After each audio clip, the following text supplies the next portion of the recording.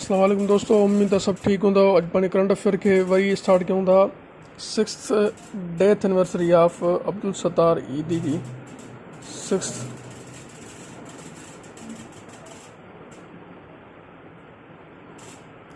6th anniversary of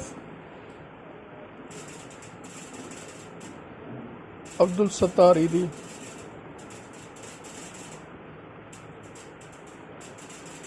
ठीकु आहे, जेका 8 जुलाई 2022 ते हुई। ठीकु आहे, अब्दुल सत्तार ईदी जेको आहे त वॾे में वॾो फिलैंथ्रोपिस्ट यानी ह्यूमन ऑर्गेनाइज़ेशन जो कमु कंदो हुयो ऐं ईदी वेलफेयर ऑर्गेनाइज़ेशन जो CEO हुयो। उन खां अलावा हिनजी जेका एम्बुलेंस सर्विस आहे उहा पाकिस्तान में न पर पूरी दुनिया में जेका आहे त फेमस आहे। ही डेट इम्पोर्टेंट आहे, टेस्ट जे हवाले सां इहा ज़रूरु यादि कजो। उनखां पोइ यंगेस्ट पाकिस्तानी क्लाइंबर जी ॻाल्हि कंदासीं।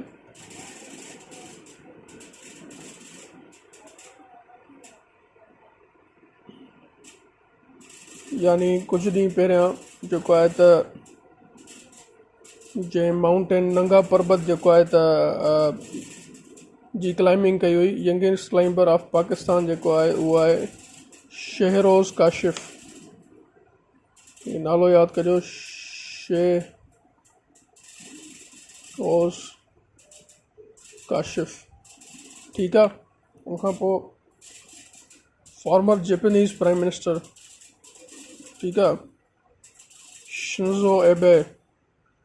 ये नालो ज़रूरु यादि कजो, शिंज़ो एबे।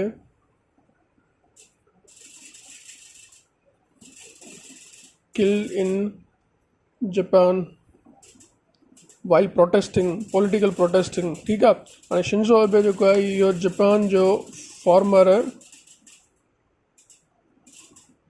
प्राइम मिनिस्टर रही चुको आहे। ठीकु आहे, कंहिंजो, जापान जो। उहो 8 जुलाई ते prime minister murdered killed in Japan on Shinzo Abe Japan जो फॉर्मर प्राइम मिनिस्टर 8 जुलाई 2022 ते उनजो मर्डर थियो आहे, जेको पॉलिटिकल प्रोटेस्ट पियो हले उन जे दौरान कि उन ते हमिलो कयो आहे। सो ही नालो ज़रूरु यादि करे छॾिजो, शिंज़ो एबे prime minister of Japan killed in Japan while protesting. ठीकु आहे, उनखां पोइ UAE जी थोरी ॻाल्हि करे वठंदासीं, छो जो करंटली हिन में काफ़ी चेंजिस आयूं आहिनि। त UAE यूनाइटेड अरब एमिरेट, हाणे इन जो जेको प्राइम मिनिस्टर आहे उहो आहे मोहम्मद बिन राशिद। ठीकु आहे, मोहम्मद बिन राशिद अल मखतूम। इहो यूनाइटेड अरब एमिरेट्स जो प्राइम मिनिस्टर आहे। ऐं उनखां अलावा जेको प्रेसिडेंट आहे उहो आहे मोहम्मद बिन ज़ैद करंटली। ठीकु आहे,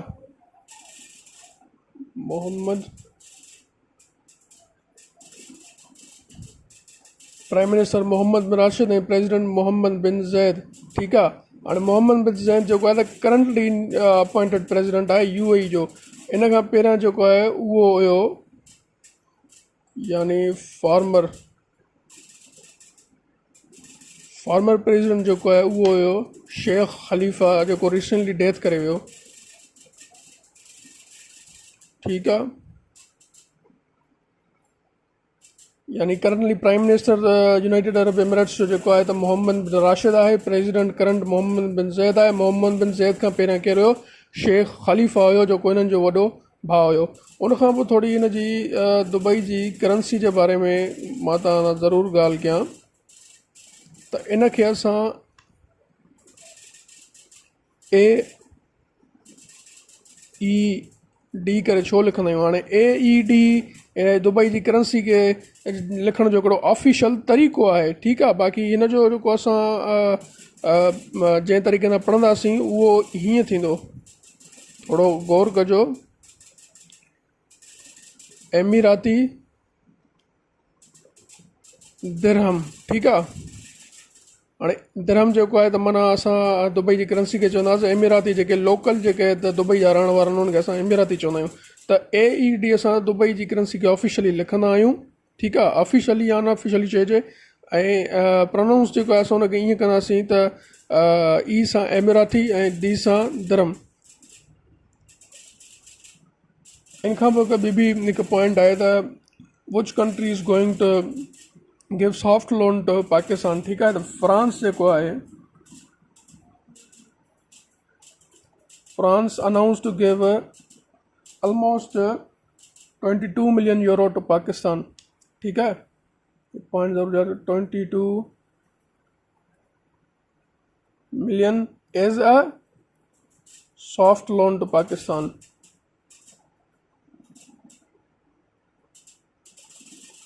ठीकु आहे। सवाल अची सघे थो त कहिड़ो मुल्क, हिकु चाइना मां तव्हांखे पढ़ायो त चाइना बि लोन ॾिनो उनजो अमाउंट, ऐं उनखां पोइ फ्रांस जेको आहे त अनाउंस कयो आहे त असां 22 million euro as a soft loan Pakistan खे ॾींदासीं। सॉफ्ट लोन जो मक़सदु आहे त हुन में इंट्रस्ट रेट घटि थी सघे थो ऐं पेमेंट जी जेका टाइमिंग आहे उहा उन में वधाए सघनि था। त ठीकु आहे, इहे पॉइंट ज़रूरु यादि कजो।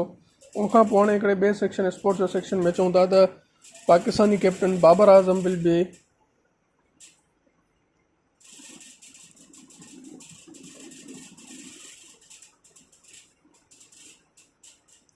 Babar Azam will be rewarded with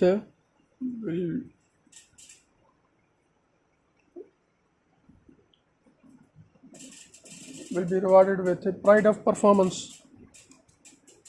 Rewarded. Hey, याद करो, pride of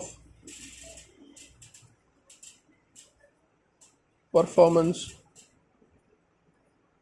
ठीक है, on Independence Day, जेको ऑफकोर्स तव्हांखे ख़बर हूंदो 14 अगस्त, ठीकु आहे। Pakistani captain Babar Azam will be rewarded with pride of performance on independence day which is of course 14 अगस्त, ठीकु आहे।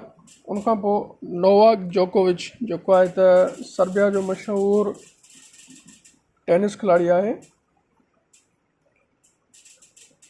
नोवाक